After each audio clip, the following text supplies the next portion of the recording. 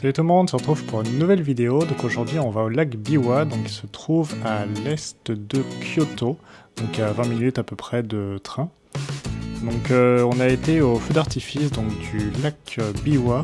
Donc il y a un monde fou qui y va, il y a à peu près 300 000 personnes, ce qui est assez énorme, donc juste sur un petit bout de plage. Donc là on voit donc les gens qui sont tous serrés, chacun réserve sa place donc relativement tôt avec une petite nappe, et il y a des gens qui arrivent jusque quasiment une demi-heure avant le lancer. Et ils se tapent l'incruste un peu n'importe où, c'est assez abusé je trouve d'ailleurs pour des japonais, mais bon. Donc le début de la vidéo, donc j'ai fait un timelapse avec la GoPro parce qu'en fait il y a deux endroits différents, enfin, au moins deux endroits principaux différents d'où ils tirent les feux d'artifice, plus d'autres barges un petit peu partout. Donc c'est extrêmement large, j'ai envie de dire, comme champ. Faut tourner la tête en permanence pour regarder l'ensemble du feu d'artifice, tellement c'est proche de vous. Donc déjà ils tirent pas forcément très haut, évidemment les gros feux d'artifice ils partent assez haut en altitude, mais il y en a qui tirent comme on voit donc juste au ras de l'eau, donc un peu dans toutes les directions. Et au final les barges depuis lesquelles ils les tirent sont quand même très près de nous, donc on sent la fumée qui nous arrive dessus. D'ailleurs il y avait un petit peu de vent, donc on est ressorti un peu moucheté avec les petits points noirs donc de cendres des feux d'artifice. On avait même des bouts de papier des fusées qui nous retombaient dessus.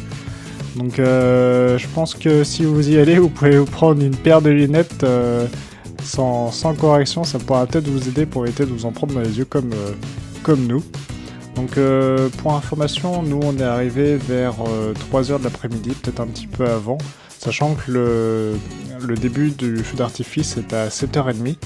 Et déjà en arrivant à 3h, il y avait pas mal de monde. Après, comme je disais, le respect, on va dire, assez connu pour les Japonais, pour nous, n'était pas forcément très respecté à ce moment-là. Donc dès qu'ils voyaient genre une petite bâche qui s'envolait, donc avec des gens qui avaient gardé leur place, déposé leur sac sur un bout de plastique par terre, dès qu'il y avait un petit bout qui s'envolait, hop, ils se tapaient la creuse dedans, genre j'ai rien vu, j'ai pas vu qu'il y avait une bâche ou quoi.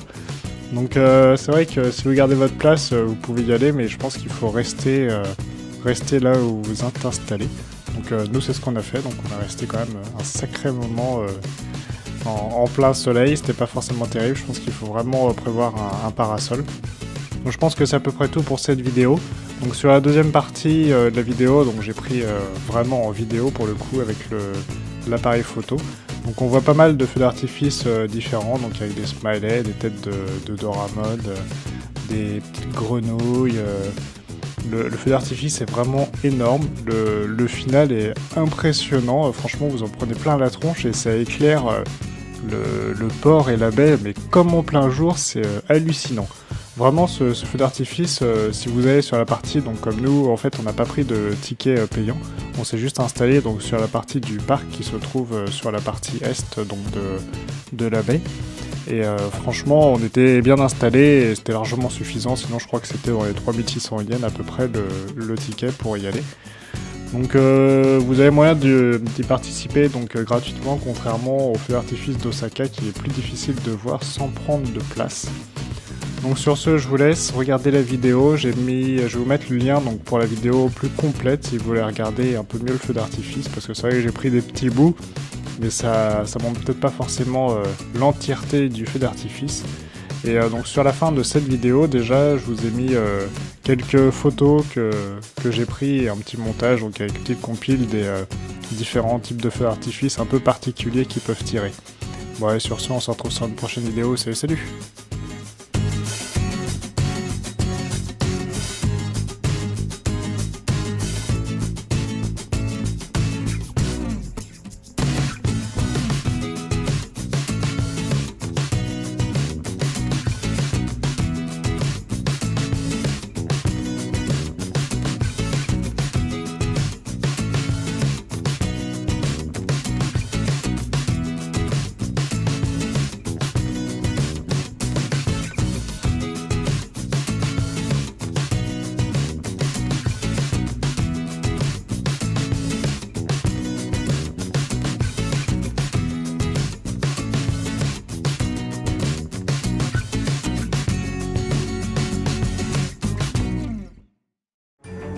vous avez aimé cette vidéo, n'hésitez pas à vous abonner, liker ou partager. Vous pouvez également nous retrouver sur Twitter et également sur notre site pour lire nos articles. Quant à nous, on va continuer notre voyage à travers le Japon et on vous dit à très bientôt dans une prochaine vidéo. Salut, salut.